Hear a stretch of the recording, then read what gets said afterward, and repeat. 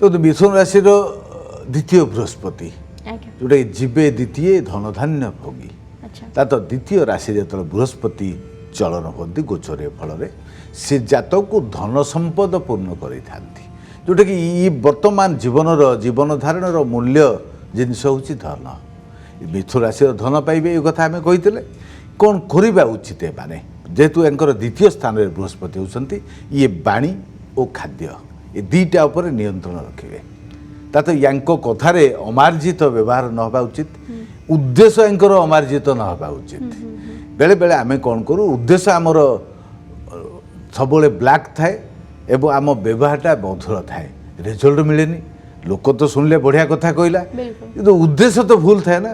तेणु उद्देश्य यांकर अन्यर उपकार किसी कथबार्ता करने दरकार वेद शास्त्र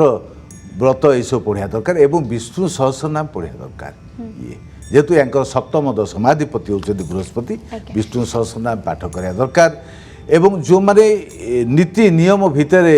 सात्विक खाद्यपेय दान करने दरकार एवं समाज रे गुरुजन मान प्रति सम्मानच्युत व्यवहार करने दरकार एवं वाणिज्य व्यवसाय प्रतिष्ठान सप्तमाधिपति हेतु वाणिज्य व्यवसाय ऑनेस्टी मेंटेन करने दरकार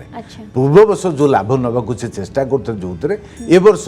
मिनिमम लाभ रे नियंतु बहुत किसी पाइबे से धन तो आसबार अच्छी तो लाभ को मिनिमम नवा दरकार एवं ऑनेस्टी मेंटेन करने दरकार तो एमाने बिजनेस रे ऑनेस्टी मेंटेन करेंगे समाज रे गुरुजन प्रति बा सीनियर्स मान प्रति ऑनेस्टी एवं रेस्पेक्ट व्यवहार करेंगे खाद्यपेय नियंत्रण करेंगे वाणी रे शुद्धता आनिबे एवं विष्णु सहस्रनाम पाठ करेंगे तेरे